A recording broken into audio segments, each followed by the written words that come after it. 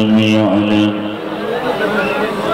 فسبحان الذي لا يحصى امتنانه باللسان ولا بالقلب ونشهد أن لا إله إلا الله وحده لا شريك له ونشهد أن سيدنا وسندنا وحبيبنا ومولانا محمدا عبده ورسوله شوية صلى الله عليه وسلم الذي أرسله بالحق بشيرا ونذيرا وداعيا إلى الله بإذنه وسراجا منيرا فقد قال الله تعالى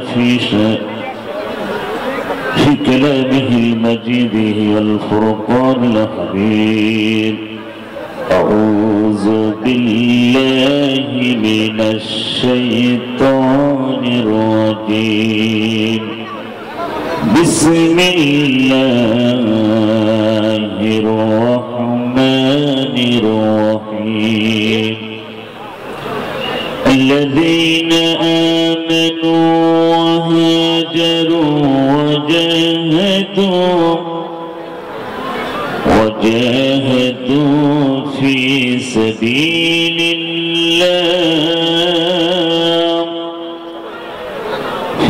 سبيل الله بأموالهم وأنفسهم أعجب درجة عند الله وأولئك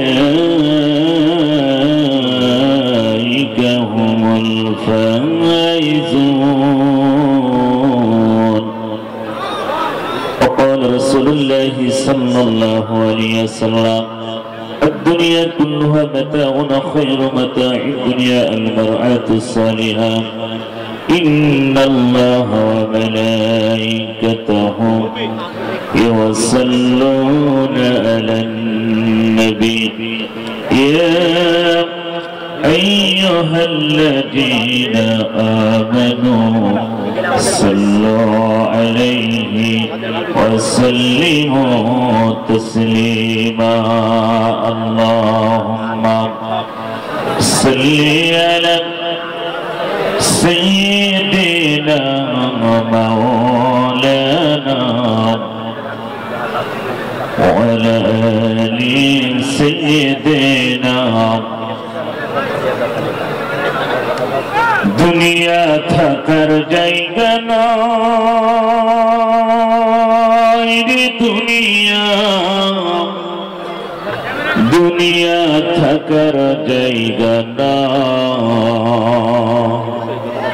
न फिर देश जाएगा एक दिन फेशे न फिर देश जाएगा एक दिन फेशे আর তো ফিরে আইবা না রে দুনিয়া থাকার জায়গা না দুনিয়া থাকার জায়গা না রে দুনিয়া থাকার জায়গা না নকের কাছে জীবন তোমার মরণ ঘাড়ের পিছে পরাণ পাখি দিলে ফাঁকি সবই তোমার মিশে নাকের কাছে জীবন তোমার মরণ ঘাড়ের পিছে পরাণ পাখি দিলে ফাঁকি সবই তোমার মিশে চোখ বুঝিলে একবার তুমি হায়রে চোখ বুঝিলে একবার তো ফিরে আইবা না दुनिया थकर जाएगा ना दुनिया थकर जाएगा ना रे दुनिया थकर जाएगा ना बलगल उला बिकमालिहि कशफ الدجى بجماله سنة جميع خصاله صلوا عليه وآله الحمد لله محسس محترم ঐতিহ্যবাহী যশোর জেলা মনিরামপুর থানার অধীনে উদলাপাড়া পূর্বপাড়া কদমতলা মসজিদ কমিটি ও যুব সমাজের উদ্যোগে বিশাল 2 দিনব্যাপী তাফসীরুল কোরআন মাহফিলের শেষ রজনীর সুনামধন্য সভাপতি, আমার অত্যন্ত ভালোবাসার মানুষ, মুক্তিযোদ্ধা ডিগ্রি কলেজের অন্যতম প্রফেসর, বিশিষ্ট সমাজসেবক, বিশিষ্ট শিক্ষা অনুরাগী, আপনাদের যশোরের কৃতি সন্তান, আলেমদের নয়নের মণি, মানুষ গড়ার কারিগর প্রফেসর মোহাম্মদ জাহাঙ্গীর হোসেন, আল্লাহ তার গোলামকে হায়াতে তৈয়বা সিয়াতে কুল্লিয়া দান করুক। সবাই বলেন আমিন। আরেকটু আসতে বলেন আমিন। বাঙালি তো সবসময় উল্টা বোঝে, এই জন্য তো আয়নাঘর তৈরি হয়েছিল, কথা বলে ঠিকই না। আমাদের কাজকর্ম, আমাদের ব্যবহারের কারণে আয়নাঘর হয়েছে। আজকের মাহফিলের বিশেষ অতিথি, আমন্ত্রিত অতিথিবৃন্দ, সম্মানিত অতিথিবৃন্দ, আমাদের মাঝে আলোচনা রেখেছেন এই মনিরামপুর উপজেলা এবং থানার মানুষের নয়নের মণি, মাটি ও মানুষের নেতা, বিশিষ্ট রাজনীতিবিদ এবং আইনজীবী, আমাদের মাথার তাজ, আমাদের অভিভাবক, আগামী দিনের এই মনিরামপুরের আসনের যিনি কান্ডারি হতে যাচ্ছেন, জনাব গাজী অ্যাডভোকেট ইনামুল হক সাহেব, আল্লাহ তার গোলামকে ইসলামের জন্য, দ্বীনের জন্য, কোরআনের জন্য কবুল করে নিন। আরেকটু আসতে বলেন, আরেকটু আসতে বলেন। আপনাদের কি গলা শুকিয়ে গেছে না? দেশ তো স্বাধীন হয়ে গেছে, কি কথা ঠিক না? দেশ তো স্বাধীন হয়েছে, ভয় আছে কি? আপনাদের সামনে আগে যিনি কথা বলেন উনি কি আপনারা কি জানছেন? জুডিশিয়াল ম্যাজিস্ট্রেট, জি না, কি সিনিয়র জজ। তো তিনি ভাষা, মানে তিনি ভাষা যদি এত সুন্দর হয় তাহলে তো আপনাদের কোনো ভয় নাই, আছে কি? আল্লাহ পাক তার গোলামকে হায়াতে তৈয়বা সিয়াতে কুল্লিয়া দান করুক। সবাই বলেন আমিন। আজকের মাহফিলের বিশেষ আলোচকবৃন্দ আলোচনা রেখেছেন, আসবেন আমাদের বাংলাদেশের গর্ব, কুষ্টিয়ার কৃতি সন্তান, কোটি কোটি যুবকদের আইডল, কারা নির্যাতিত আলেমে দ্বীন আলহাজ হাফেজ মুফতি আমির হামজা হাফিজাহুল্লাহ, আল্লাহ তার গোলামকে সুস্থতা দান করুক। সবাই বলেন আমিন। মঞ্চে বসে আছেন জাতির শ্রেষ্ঠ সন্তান, ওয়ারাসাতুল আম্বিয়া, নাইবে রাসূল, সম্মানিত পরিচালক, সামনে বসা দিনদার ইমানদার কোরআন প্রেমিক তাওহীদি জনতা, থেকে থাকলে সরকারি গোয়েন্দা বিভাগের প্রশাসন ভাইরা, জাতির বিবেক সাংবাদিক ভাইরা, আরো থেকে থাকলে পর্দার আড়ালের সম্মানিতা সরলা অবলা, অতি সাধবী, অতি গুণে গুণান্বিতা মা ও বোনেরা, আমরা সর্বপ্রথম সেই মহান মনিবের দরবারে শুকরিয়া আদায় করছি, যেই মহান মনিব আমাদেরকে ভালোবেসে মহব্বত করে এমন একটি জাহিলিয়া যুগ, আমরা ইতিহাসের পাতায় পড়েছিলাম আইয়ামে জাহিলিয়া যুগ, পড়েছেন না? আপনারা পড়েন নাই? আমরা ইতিহাসের পাতায় পড়েছি আইয়ামে জাহিলিয়া যুগ। সেটা বর্বরতার একটা যুগ ছিল, মূর্খতার যুগ ছিল, অন্ধকারের একটা যুগ ছিল, যেই যুগে আমার রাসূলকে পৃথিবীতে আগমন ঘটিয়েছিলেন। সেই মূর্খতার যুগ, বর্বরতার যুগ, আবু জেহেলের যুগ। কিন্তু আমরা দেখলাম 2024 সালে 5 আগস্টের আগ পর্যন্ত 15.5 বছর ছিল আওয়ামী জাহিলিয়া যুগ। কথা বলেন, আমরা আইয়ামে জাহিলিয়া যুগ পেয়েছি, আর এখন আমরা পেয়েছি আওয়ামী জাহিলিয়া যুগ। সম্মানিত ভাইরা আমার, বাংলাদেশে তিনি লেডি ফিরাউনে তিনি পরিণত ছিল। লেডি ফিরাউন, উনি তো ছিল পুরুষ ফিরাউন, আর ইনি ছিলেন লেডি ফিরাউন। সম্মানিত ভাইরা আমার, এই জন্য যে মহান আল্লাহ পাক এই মানুষের বুকের উপর থেকে পাহাড়গুলো সরিয়ে এই 18 কোটি মানুষের বাক শক্তি যিনি ফিরিয়ে দিলেন, সেই মহান মনিবের দরবারে চিৎকার দিয়ে একটু আওয়াজ করে বলি আলহামদুলিল্লাহ। লাখ কোটি দরুদ বিশ্ব মানবতার মুক্তি বিদেশারী ঘুরে ধরা সমাজের হাবার, আইয়ামে জাহিলিয়া যুগের হাবার, শাফায়েতের কান্ডারি জনাব মুহাম্মদ রাসূলুল্লাহ সবাই বলি সাল্লাল্লাহু আলাইহি ওয়াসাল্লাম। সম্মানিত উপস্থিতি, আপনাদের কি কোনো ভয় আছে? মুফতি আমির হামজা আসে না এরকম কোনো সন্দেহ আছে? আমি আর ভাইজান একই গাড়িতে আসছি, টেনশন নাই। আমি নেমে এখান থেকে গাড়িতে নেমেই চলে আসছি, দেরি করি নাই। আর ভাইজান গেছে একটু ফ্রেশ হবে, খাওয়া দাওয়া করে তিনি মঞ্চে আসবেন, টেনশন নেই। যশোরবাসী, মুফতি আমির হামজাকে এক সময় এই জেলাতে ঢুকতে দেওয়া হয় না। কথা বলেন, খেলা হবে, খেলা হবে। যে আওয়াজ দিচ্ছেন খেলা কি তো আউট হয়ে যাবে, দেখছি খেলা হবে। আমরা তো খেলতেই চাই, কিন্তু একটা হারামখোর প্লেয়ার খুঁজে পাচ্ছি না। কথা বলেন, হারামখোরের দল, নারী খোরের দল, মাদক খোরের দল, খুনের দল। কথা বলে ঠিক না? তাদের সংবিধানের 4টা কোয়ালিটি আছে। কয়টি? 4টা কোয়ালিটি: নারী, মাদক, সন্ত্রাস এবং রক্ত টেন্ডারবাজি। এই 4টা ছাড়া ওদের সংবিধানে কিচ্ছু নাই। আছে কি? আছে না। আমরা দেখেছি স্যার বলছিলেন, স্যার বলতেছিলেন এই দেশটা তারা শোষণ করেছে। যারা হারাম খায় ওদেরকে হারামখোর বলা হয়। কথা ঠিক না? যারা হালাল খায় তারা হালালখোর। কি খোর? শব্দটা কেমন যেন মনে হচ্ছে। যারা হারাম খায় তারা হারামখোর। এদেশের সম্পদ সব লুটপাট করেছে। এমপি, মন্ত্রী, তাদের দলের নেতা কর্মী। কথা বলে ঠিক না? তাদের বাপদাদার সম্পদ মনে করে তারা ভক্ষণ করেছে। কিন্তু আমার আল্লাহ সেটা চয়েস করে নাই। আল্লাহ বলছে ইন্না বাতশা রাব্বিকা লাশাদীদ। ওগো নবী, আমার ধরা পাকড়া খুব কঠিন। কথা বলে ঠিক না? সম্মানিত ভাইয়েরা আমার, আমি বেশি সময় নষ্ট করব না। আপনারা জানেন এই মাহফিল, আগামী তো মাহফিল হবে ইনশাআল্লাহ প্রতি বছরের। এখন তো আর কেউ অনুমতি লাগে না। লাগে কি? আগের সিস্টেম ছিল অনুমতি নিতে হলে এলাকার মেম্বার, চেয়ারম্যান, থানার ওসি, ডিসি, এসপি, তারপরে এমপি, মন্ত্রী, হারামখোর, নারীখোর, মদখোর, গাঁজাখোর, টায়ারখোর, বিড়িখোর, সব খোরের কাছে যাওয়া লাগতো। কথা বলে ঠিক না? এখন আর কোন খোরের কাছে যাওয়া লাগে?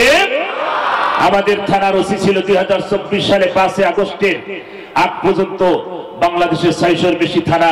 প্রতিটা থানার না 90% ওসি ছিল ডাইরেক্ট হারামখোর। কথা বলেন, 90% ওসি ছিল বাংলাদেশে হারামখোর, টাটকা হারামখোর। তারা একটা লেডি ফিরাউনকে তারা প্রভু হিসাবে গ্রহণ করেছিল। আমার ভাইরা, একটা নারীকে প্রতিষ্ঠা করার জন্য সাধারণ মানুষকে তারা মানুষ মনে করে নাই। কথা বলতে হবে। কথা বলেন, রাজনীতি ওয়াজ করার খুব মনে চেয়েছিল, কিন্তু সময় তো কম। কথা কি বুঝতে পারছেন? এই জন্য আবার সামনে যদি আসি এই দিনকে আলোচনা হবে ইনশাল্লাহ, কারণ সবাই কম, একেরই সবাই কম। সম্মানিত ভাইয়েরা, এই জন্য আমি বলবো আল্লাহর গজব আমার দেশের তরুণ তরুণী, এদেশের ছাত্র জনতা রক্ত দিয়ে, আগে বললেন না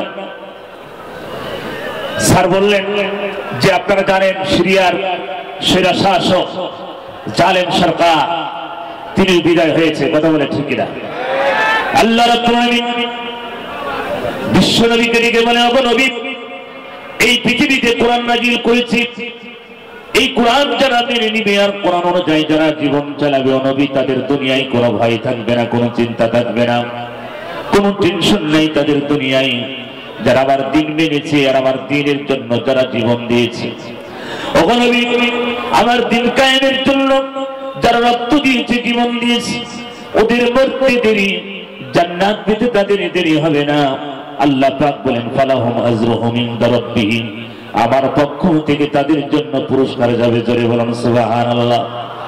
যশোরবাসী কান্দিয়ে শরীফ যারা এই কোরআনের মাহফিলের অনুমতির সিস্টেম চালু করেছিল, এই বাংলাদেশে কোরআনের মাহফিল যারা বন্ধ করে দিয়েছিল, আমার ভাইয়েরা, আল্লাহর ভাষায় তারা কাফের। তারা কি? জোরে বলেন, তারা কি?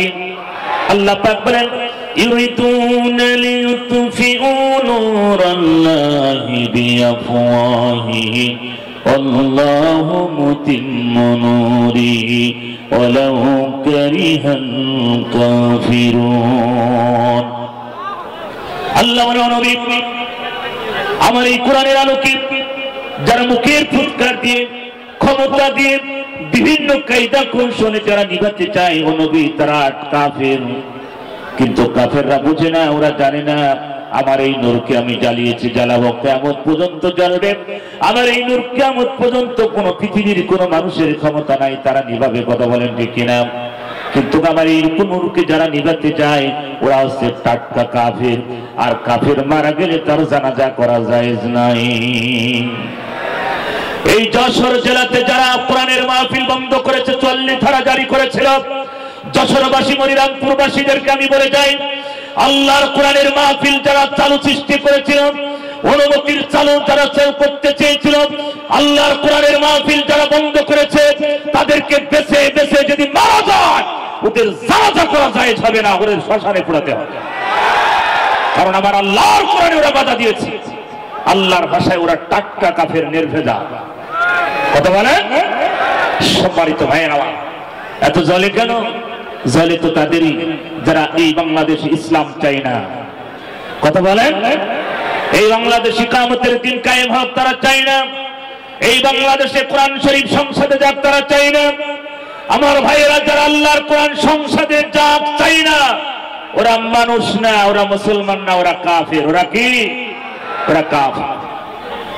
সম্মানিত ভাইয়েরা, আলোচনা অনেক, কিন্তু সবাইকে এই জন্য একটা সন্তান হাফিজ, একটা সন্তান আলেম। রাসূল বলেছেন সাদাকাতুল জারিয়া, নেক সন্তান পৃথিবীতে রেখে যাও, মানুষ মৃত্যুবরণ করার পরে তার সব আমলের দরজা বন্ধ হয়ে যায়, কিছু আমল চালু থাকে, সেটা সাদাকাতুল জারিয়া। আজকে এই প্রফেসর জাহাঙ্গীর সাহেব তিনি একটা উদ্যোগ নিয়েছেন, আগামীতে তিনি এখানে একটা মাহফিল, একটা মাদ্রাসা, হাফিজিয়া মাদ্রাসা তিনি করবেন, এলাকাবাসীকে নিয়ে আন্তর্জাতিক মানের একটা মাদ্রাসা তৈরি করবেন, যাতে বিশ্ব জয় হাফিজদেরকে এখানে শেখানো হবে। এরকম একটা টার্গেট নিয়েছেন। আল্লাহ পাক তার টার্গেটকে কবুল করুন। জোরে বলেন আমিন। আর একটু জোরে বলেন আমিন। আমার ভাইয়েরা, আমরা জানি এদেশের টাকা পয়সা মানুষ সব লুটপাট করে নিয়ে চলে গেছে। ওই দলের ভিতরে দুইজন ব্যক্তি ছিল, একজন ওলি আর একটা দরবেশ। ওই দলের ভিতরে দুইজন ব্যক্তি, একজন ওলি আর একজন দরবেশ। ওলি হচ্ছেন তিনি ফরজ নামাজ পড়তেন না, তিনি ৭০ থেকে ৮০ রাকাত তাহাজ্জুদ পড়তেন। এই হারামখোর আগে পালাইছে। কথা বলে ঠিক না? কথা বলেন। আমি নারায়ণগঞ্জে গত কয়েকদিন আগে টাটকা বলে এসেছি, আপনাদের এই হারামখোর একটা শব্দ খেলিয়েছে বাংলাদেশে, খেলা হবে কি? আমার নেত্রী পালাবার নাই। মুখে বক্সে মুখ খুলি ফেলার দরকার তো, তোর নেত্রী পালাইলো কেন? কথা বলেন। আমার ভাইয়েরা, এটা টাটকা হারামখোর। পৃথিবীর কোন কিতাবে নাই ৭০ থেকে ৮০ রাকাত তাহাজ্জুদ। আছে কি? এখানে বড় বড় আলেম আছে, আমি অযোগ্য ব্যক্তি। আবার একজন দরবেশ ছিল, যেই দরবেশ কিছুদিন আগে একটা আহলে হাদিসের একটা সম্মেলনে তিনি বলেছেন কোরআন শরীফের ভিতরে একটু সন্দেহ আছে। কি বলেন নাই? ইউটিউবে দেখেন নাই? শেষ পর্যন্ত দেখলো ভাবভঙ্গি ভালো না, তখন বলছেন যে না, কোরআন শরীফের ভিতরে অতটা নাই, হাদিসের ভিতরে আছে। মুখ বক্সে মাঝে দাঁত খুলি ফেলার দরকার। হারামখোরের দল, নারীখোরের দল, যারা আল্লাহর কোরআনের সন্দেহ করে, ওরা মানুষ না, ওরা জানোয়ারের চেয়ে খারাপ। আল্লাহ বলছে জালিকাল কিতাব লা রাইবা ফিহি। নবী, এই কিতাব এমন একটি কিতাব নাজিল করেছি যার ভিতরে কোনো সন্দেহ ঘোষণা কার? আর ওর মতন হারামখোর নারীখোর বলছে কোরআন শরীফের ভিতরে সন্দেহ আছে। আমার ভাইরা, এটা হচ্ছে তাদের টার্গেট। আবু জাহেল উত্তরসূরি, নমরুদের উত্তরসূরি, ফিরাউনের উত্তরসূরি যারা, তাদের এরকম টার্গেট। কথা বলে ঠিকই। আল্লাহর কোরআন জমিনে প্রতিষ্ঠা হোক, আমরা সবাই চাই কি চাই না? জোরে বলেন, চাই কি চাই না? আল্লাহ নবী, বিশ্ব নবী বলেন, সময় বেশি নষ্ট করবো না রে বাজার।